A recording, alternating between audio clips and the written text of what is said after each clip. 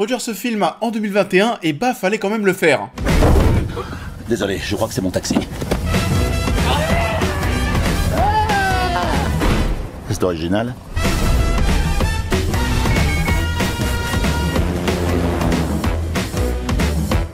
Bonjour à tous, j'espère que vous allez bien. On se retrouve aujourd'hui pour cette critique d'OSS 117 numéro 3. C'est une critique rattrapage, le film est sorti il y a un mois. Je pense que vous avez déjà entendu beaucoup de choses à propos de ce long métrage. Ça va nous permettre au passage de parler encore de Pierre Niney cette semaine. La critique de Boîte Noire est disponible. Et du coup, ouais, qu'est-ce que j'ai pensé de ce nouvel OSS? Vous avez été beaucoup à me poser la question.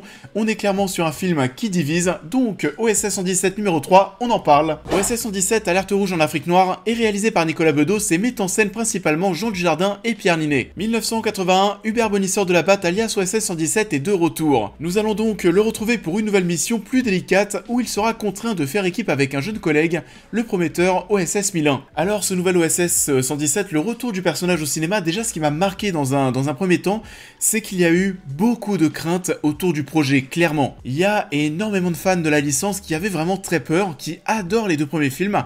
On a eu, du coup, oui, un changement de réalisateur, fini Michel Hazanavicius, place à Nicolas Bedos. On connaît un petit peu la personne, on connaît le réalisateur, c'est quelqu'un qui va être vraiment très clivant, on va aussi reparler ensuite de ses partis pris, de son côté un petit peu anti-progressiste, et donc en fait, tout ça, mêlé au personnage d'Hubert, donc de Jean Dujardin dans cet OSS, ouais, on savait pas trop où est-ce qu'on allait aller, mais c'est ça qui allait être très intéressant. Visiblement, le film est sorti il y a un mois, donc j'ai vu quand même pas mal de retours, beaucoup de personnes et surtout les fans ont été un petit peu déçus du film.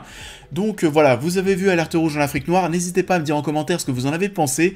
Pour ma part, on va reparler ensuite de Nicolas Bedos et compagnie. Pour ma part, j'ai passé un plutôt bon moment. Vous allez certainement me demander ce que je pense des deux premiers longs métrages, et ça pourrait expliquer aussi pourquoi est-ce que j'aime ce troisième volet.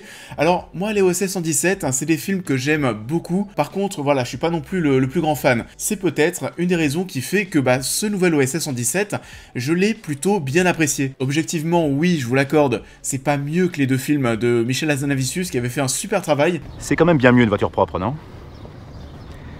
À l'occasion, je vous mettrai un petit coup de polish. J'aime me battre. Fais-moi l'amour. Non, je ne crois pas, non. Pourquoi? Pas envie. C'est rigolo. Nicolas Bedos, c'est vrai que c'est quelqu'un dont je suis pas forcément fan, pas au niveau de son travail parce que j'ai bien aimé ses deux premiers films. On a parlé d'ailleurs de La Belle Époque sur la chaîne. Je reconnais tellement, il faut le dire, il a un certain talent de metteur en scène. Par contre, la personne, c'est vrai que le mec qui a l'air de se la raconter mais à des kilomètres, je déteste ça. Alors déjà, la première chose qu'on va pouvoir remarquer, ça dès le tout début du long métrage, il y a un côté un petit peu plus blockbuster qui se met en place, ça va moins être porté sur l'humour. Ça fait peut-être partie des raisons qui font que j'ai quand même bien aimé ce film.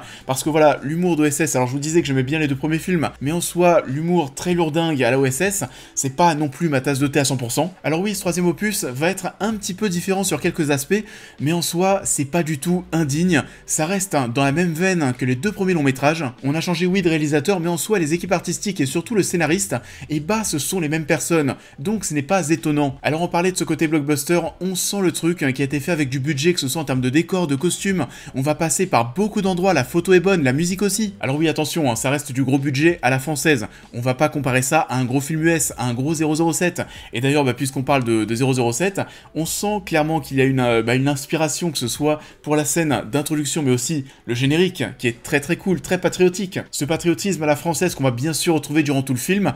Il y a, encore une fois, toute cette autodérision qu'il faut avoir. C'est un film à voir avec de l'autodérision. Si vous ne l'avez pas de votre côté, je pense que les 2 heures de film ont dû être un petit peu longues, parce que ouais, c'est raciste, c'est sexiste. Ouais, si vous n'avez pas cette autodérision dont je vous parle, le film sera très long. Qui ça, il? Je compte sur vous, Hubert. Aucun malentendu. Tenez. En ce moment, il voit du racisme partout. Vous faites ça aussi en France?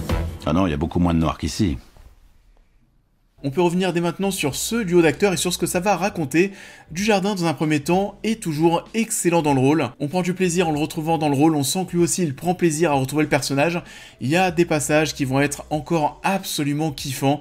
Je vais penser à son arrivée par exemple en Afrique noire, où alors là il passe vraiment pour une figure légendaire, pour une rockstar, je sais pas, mais c'est vraiment très très cool. C'est un bordel. Et bien entendu, on va retrouver tout ce côté raciste et sexiste autour du personnage, cet homme qui est en décalage total avec l'humanité. On n'est pas là pour faire du progressisme, on est là aussi pour avoir un petit peu de second degré, et de toute façon, ce mec, ce genre de type, ça n'existe pas, rassurez-moi. Est-ce que tu baises? On est donc avec cet OSS vieillissant qui n'est pas au top de sa forme, qui n'arrive plus à avoir d'érection, et on va voir ce duel, cette confrontation avec OSS 1001 qui va se mettre en place, qui lui est plus dans l'air du temps, oui. On va donc être dans un délire un petit peu cliché, c'est vrai, ce côté buddy movie, avec un homme qui a de la bouteille et son camarade d'enquête qui est bien plus à la page, et c'est là, en fait, où on attendait justement Bedos, pour voir ce qu'il allait faire de ces deux personnages. Nicolas Bedos, c'est quelqu'un qui aime le fait qu'on puisse rire de tout encore aujourd'hui, sans qu'on se sente offensé par tout et rien. Et on se demandait qu'est-ce qu'il allait faire de ces deux agents OSS, quel est celui qui allait prendre le dessus, quelle valeur le long métrage allait finalement partager et approuver. Et je pense qu'on a cette réponse, du moins une partie de la réponse, avec cette scène au bord du lac,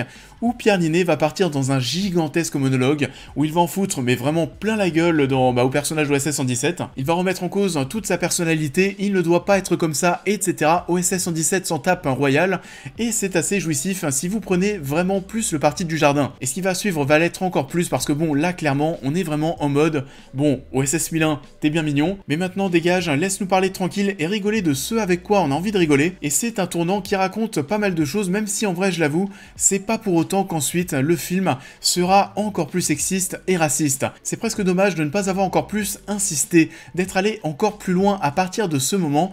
Donc ouais, OSS 117 numéro 3 à mon sens, ça va se regarder avec beaucoup d'autodérision, faut se préparer à suivre ça pendant 2 heures, mais ensuite je pense vraiment qu'on aurait pu aller encore plus loin. C'est mon point de vue, mais alors oui, c'est peut-être moins subtil que dans les deux premiers films, mais j'ai pas forcément été plus choqué par le personnage que dans les deux premiers longs métrages, donc pour ma part ça passe très bien. Sangawe Bamba est un ignoble dictateur. C'est pour ça que j'ai qu'entreprendre ce pays en main. Il y a quand même un hic, et un hic de taille. Vous êtes une femme, et une femme présidente. J'ai bien aimé Pierre Ninet dans son rôle, on le reverra très certainement dans une suite qui semble évoquer et teaser à la fin du film. Bon, après, c'est vrai qu'il est un petit peu en surjeu, mais tout le film est un surjeu à lui tout seul. Des gens avaient un petit peu peur de voir un Hubert Bonisseur de la Batte totalement con et dépassé, parce que oui, face à lui, il a cet OSS 1001 qui est plus à la page, plus dans l'air du temps, etc. Et finalement, ce n'a pas été le cas. On est toujours face à un Hubert qui n'est pas une lumière, mais qui a quand même à chaque fois des bons moments de bravoure et qui s'en sort toujours. Mais vous n'avez plus de balles? Oui, mais eux ne le savent pas. On va voir cette scène face au lion, il va s'en tirer en parlant en allemand à l'animal. On a aussi un passage où il va créer une bombe, enfin voilà, on n'est pas sur quelqu'un qui est non plus totalement dépassé. J'ai donc plutôt bien apprécié cette confrontation de personnalité entre les deux hommes, qui va d'ailleurs trouver ses plus beaux moments à chaque fois que ça tourne autour de Natacha Lindinger, qui est un personnage féminin très fort. Sinon ouais, si je dois revenir sur deux défauts majeurs de l'œuvre, il y a quand même, je le disais un petit peu tout à l'heure, il y a quand même beaucoup moins de répliques et de moments cultes que dans les deux premiers films. Je pense que ça a été la réelle problématique et la problématique principale pour les fans de la saga. Ouais, ce film sera quand même moins marquant, et ça c'est vrai. Il y a peut-être 2-3 scènes qui vont rester un petit peu plus que les autres, peut-être la scène du serpent par exemple. En tout cas, ça fait partie des scènes que j'ai bien aimées, mais c'est vrai que ça fait quand même assez léger. Et le second gros défaut pour moi du long métrage, c'est sa durée, 2 heures, c'est trop long, j'ai senti des longueurs. On est quand même sur une histoire qui est un petit peu plus longue que les deux autres, et ça va se ressentir. Mais sinon, voilà, moi ça m'a fait marrer, j'ai passé un bon moment comme devant les autres opus. Bedos n'a absolument pas à rougir de son travail, la mise en scène est plutôt bonne, plus moderne aussi, même si on essaye encore au maximum de faire des trucs un petit peu à l'ancienne. Ça va faire penser à certains passages qu'on avait dans les films d'Alzanavicius, c'est fait exprès, ce côté technique pas très bien foutu mais cinéma à l'ancienne. On a aussi du split screen, enfin voilà, il y a quand même cette volonté de respecter l'œuvre, de respecter ce qui a déjà été fait. Oui, il y a un côté un petit peu plus blockbuster, mais ce n'est pas du tout un gros doigt d'honneur au travail d'Alzanavicius. Qu'est-ce que vous faites là? Je porte vos valises, c'est mon travail. Mais qu'est-ce que c'est que ces préjugés? Vous l'avez donc compris, j'ai passé un agréable moment devant OSS 117, Alerte Rouge en Afrique Noire. Le long métrage semble avoir divisé surtout du côté des fans des deux premiers films, mais en l'occurrence, je trouve que ça fait vraiment le taf. Par contre, c'est vrai que c'est dommage d'être finalement devant une histoire que j'ai déjà quasiment oubliée depuis mon visionnage il y a un mois. Et ça, pour le coup, vu la légende qu'est OSS 117 au cinéma, ne pas avoir de grandes séquences masterclass, et bah ça va nous manquer.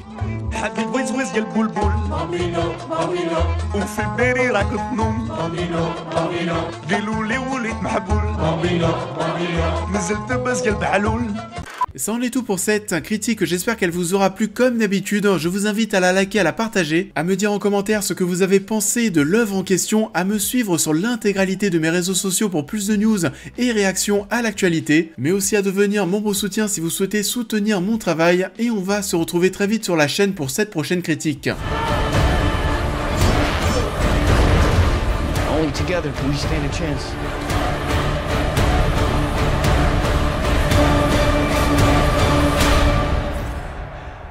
On va donc se retrouver pour reparler de nouveau de cinéma d'actualité, et quel film, pas n'importe lequel. Dune, on attend Dune depuis mais tellement longtemps. Alors, au moment où je tourne cette vidéo, je n'ai pas encore vu le film, mais lorsque vous allez la visionner, je l'aurai vu. Donc, je vais vous préparer ça, et puis voilà, on en parle très vite la semaine prochaine. On fera peut-être aussi un petit live ce dimanche, ça me permettra peut-être de vous en toucher 2 mots, mais en attendant, je vous souhaite à tous une très belle fin de semaine, et je vous dis à très vite.